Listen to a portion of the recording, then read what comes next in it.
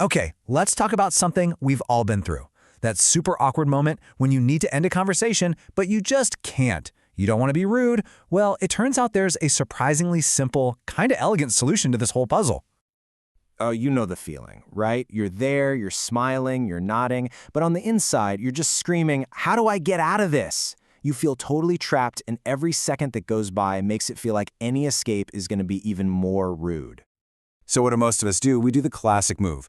We wait for that tiny little gap in the conversation, that one little breath the other person takes, and we pounce. We just blurt out some excuse like, "Oh, I gotta make a call," or "I should probably find the host." It feels like our only shot, but let's be honest, it almost always lands with a thud. And that gets us to the real heart of the issue here. Because, and this might surprise you, the problem isn't actually what you're saying. The words you use are probably perfectly fine, totally polite. The real problem is something else entirely. See, this is the disconnect. You say something that seems totally normal, like, "Sorry, I need to go make a call." You think you're being polite, but to the other person, it just comes out of absolutely nowhere. It's like the conversation just slammed into a brick wall, and they're left thinking, "Whoa, what just happened?" And there's actually a perfect name for this feeling: conversational whiplash. Yeah, 1 second you're talking, everything's flowing, and the next, bam, it's over. It's that sudden jolt that makes even the most polite excuse feel kind of rude. So, if the words aren't the problem, then what is? What's the secret to making a smooth exit? Well, the answer is this little missing piece of the puzzle, a tiny but really powerful step that changes everything. And that missing piece is the signal. A signal is just what it sounds like. It's a little verbal heads-up that prepares the other person's brain for the fact that the conversation is about to end. So instead of slamming on the conversational brakes, you're just gently tapping them. You're giving them a chance to process that things are wrapping up. You know, think about it like this. It's straight out of broadcasting. A TV host or a radio DJ, they never just cut to a commercial break cold. Never. They always signal it first. They say, "We'll be right back after this," or "Coming up next." We can use that exact same logic in our everyday chats. Okay, so how do we actually do this? How do you create a signal? Well, the technique is so much simpler than you think. It all comes down to a little bit of grammar. We're going to use the power of the past tense.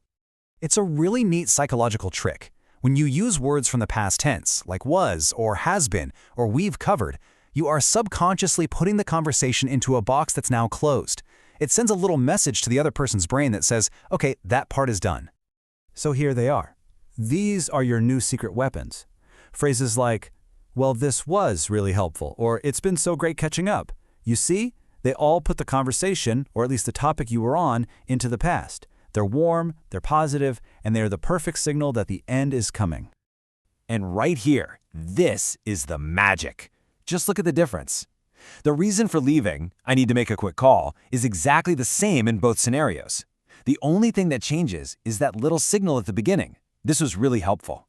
That one tiny phrase completely transforms the exit from abrupt and rude to smooth and graceful. It's a total game changer. All right, let's wrap this all up into a super simple, easy to remember formula that you can start using like today. This is your new 2-step strategy for getting out of any conversation. Here it is. It's that simple. Step 1, you signal first. You use one of those warm, past tense phrases. Then, and this is the important part, only after you've signaled, you move to step 2. You give your reason. Signal, then reason. That's it. That's the whole secret. So there you have it. No more awkward exits, no more conversational whiplash. You are now officially equipped with a smooth, effective, and seriously polite way to end any conversation. So the only question left is, who are you going to try this on first?